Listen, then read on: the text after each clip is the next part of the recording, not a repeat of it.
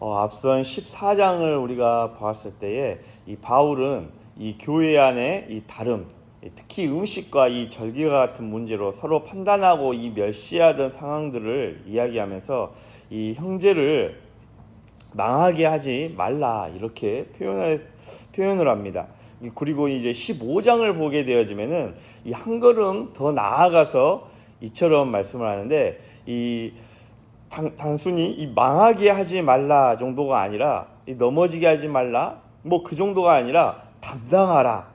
즉 이 복음은 이 소극적인 이 갈등 이 안에서의 회피의 문제가 아니라 적극적으로 덕을 세움으로써 공동체를 이끌어가야 됨에 대하여서 말씀을 합니다. 특별히 오늘 우리가 보았던 본문의 1절 말씀을 보게 되어지면은 믿음이 강한 우리는 마땅히 믿음이 약한 자의 약점을 담당하고 자기를 기쁘게 하지 아니할 것이라 라고 말씀합니다. 1절에서 이 말씀하고 있는 믿음이 강한 자는 이 복음 안에서의 이 자유를 잘 이해하는 사람을 의미하고 있습니다. 이 앞선 이 14장에서 언급하였던 음식 규례에 얽매이지 않고 또 특정한 절기를 지켜야만 이 의롭다고 생각하지 않은 사람들로서 이것을 하지 않아도 구원에 영향이 전혀 없다. 그러니까 복음의 확신을 갖고 복음에 굳게 서 있는 사람들을 이야기하고 있는 것이죠. 즉 행위가 아니라 은혜로 의롭다함을 받는다는 이 복음을 분명히 아는 사람을 이야기하고 있습니다. 그런데 이 1절 말씀을 보면 사람들이 약한 자의 약점을 담당하라 라고 말씀합니다. 여기에서 우리가 주의 깊게 봐야 될 두 가지 단어가 있는데 바로 마땅히 그리고 담당이라는 단어입니다. 본문은 단순히 그러면 좋겠다가 아니라 마땅히 라고 말합니다. 당연하다는 것이죠. 강한 자에게는 선택한 상황이 아니라 이 선택 상황이 아니라 이게 의무라 이렇게 하나님께서 말씀하고 있는 것입니다. 그리고 이 약점을 감당하라는 이 말은 단지 이해해주는 수준이 아닙니다. 이 말의 뜻은 대신 짊어지다, 또 참아주다, 감당하다, 배려하다 이러한 뜻입니다. 즉 믿음이 강한 사람이 믿음이 약한 사람의 이 부족함, 연약함, 한계를 인내와 사랑으로 받아주라 이런 의미인 것이죠.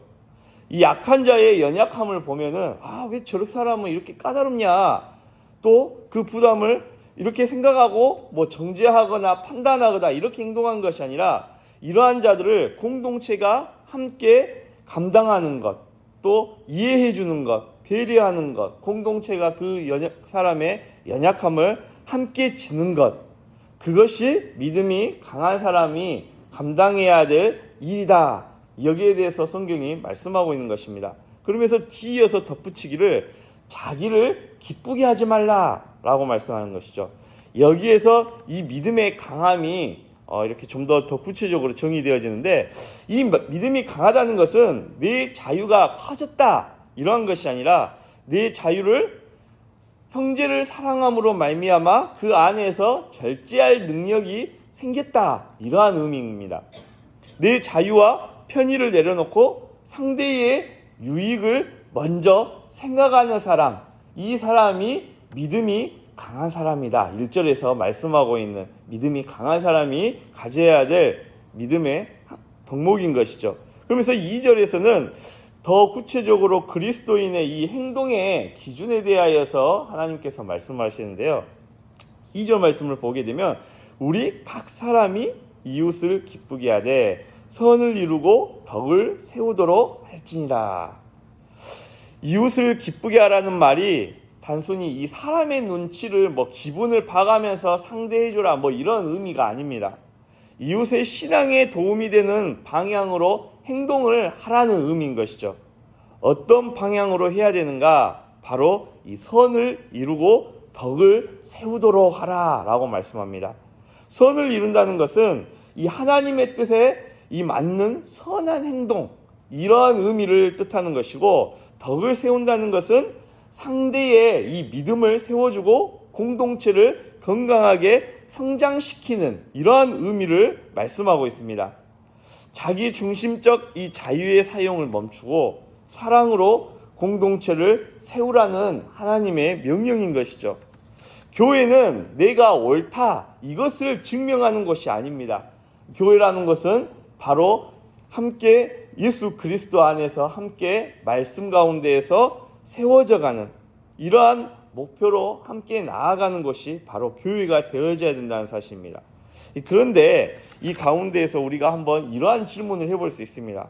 왜 그렇다면은 바로 이러한 짐을 내가 져야 되느냐?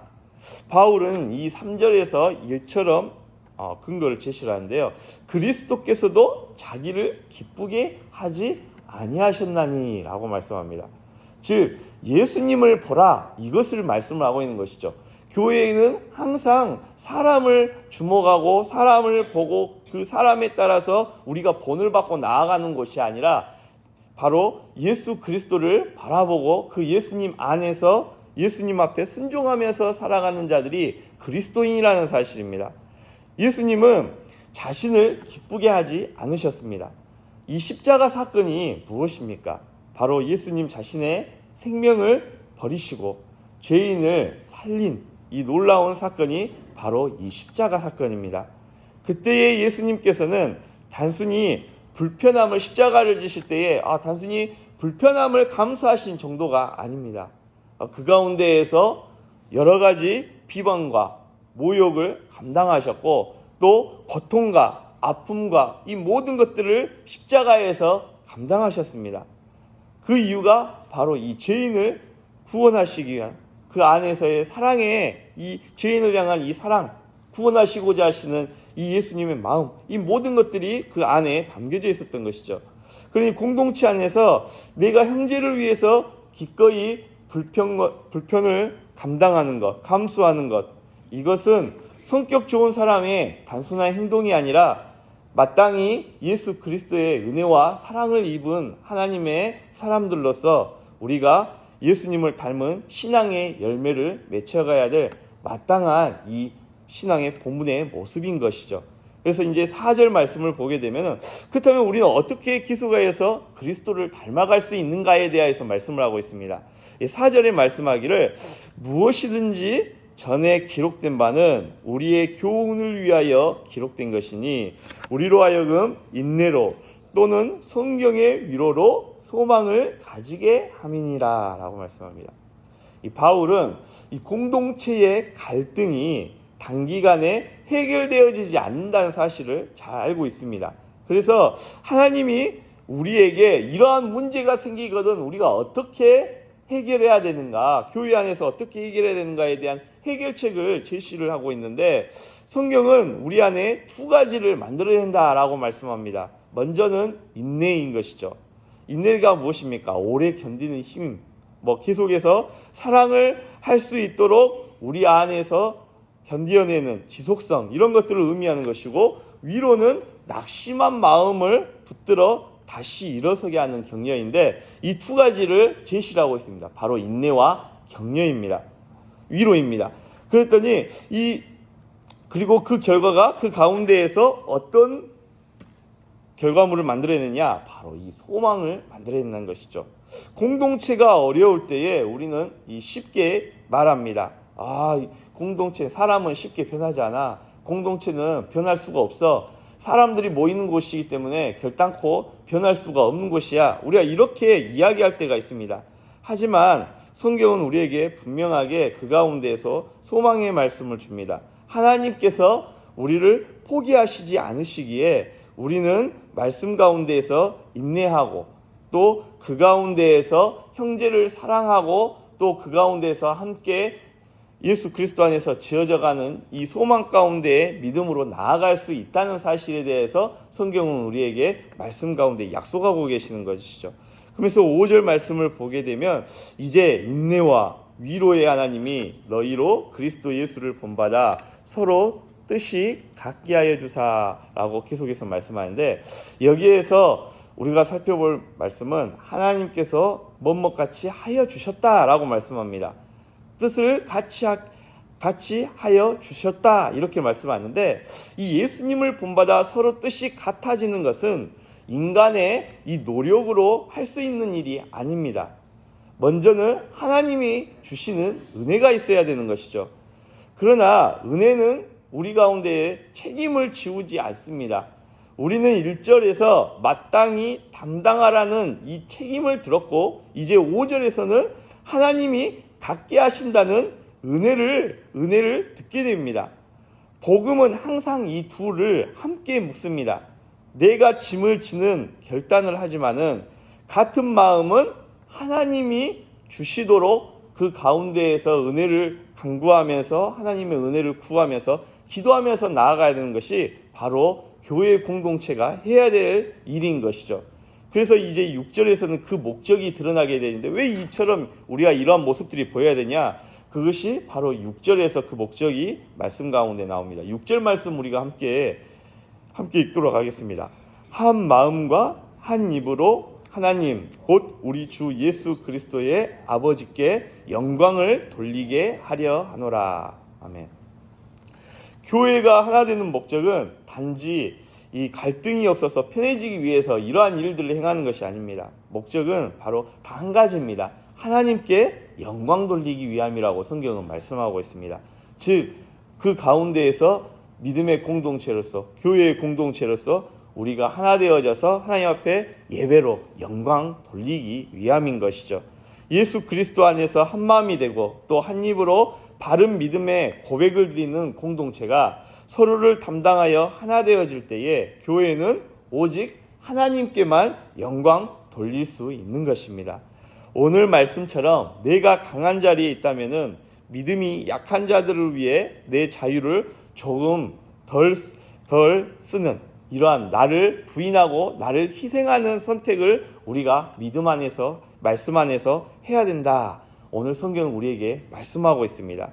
그 선택이 바로 이 형제들을 세우고 또 공동체를 살리고 결국에는 더 나아가서 최종적으로는 하나님께 영광 돌리는 일이 되어지기 때문에 그렇습니다. 오늘 말씀 우리가 다시 한 번 더 생각하면서 이 은혜가 우리 모두에게 임하여지기를 바라면서 우리의 말씀 가운데에서 우리가 이처럼 행해야 될 일은 교회 공동체를 세우기 위함이다. 이 사실을 우리가 다시 한 번 더 기억하면서 오늘 말씀 붙잡고 이 새벽 기도할 수 있는 저와 여러분 될 수 있기를 간절히 바랍니다. 기도하겠습니다. 하나님 아버지, 오늘 우리에게 이 주신 말씀을 통하여서 우리가 자기 기쁨을 먼저 우리가 구하였던 우리의 연약한 모습들을 보게 하여 주시니 참으로 감사합니다. 주님, 우리가 가진 이 자유가 우리의 자랑이 되어지지 않게 하시고 이 형제를 세우는 믿음의 모습들이 되어질 수 있도록 인도하여 주시고, 또한 약한 자의 약점을 우리가 판단하지 않게 하여 주시고 그 짐을 우리가 함께 지는 믿음의 공동체가 되어질 수 있도록 은혜를 더하여 주시옵소서.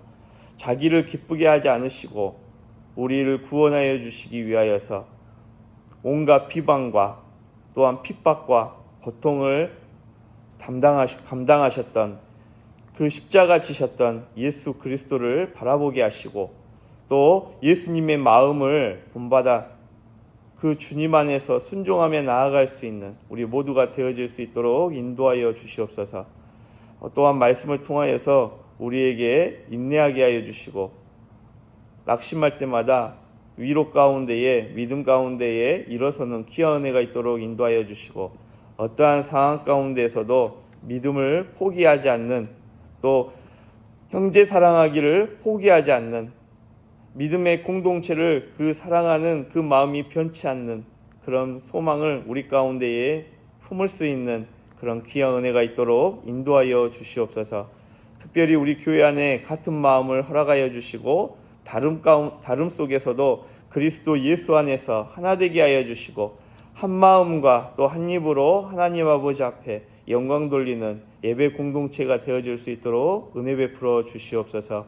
예수 그리스도의 이름으로 기도합니다. 아멘.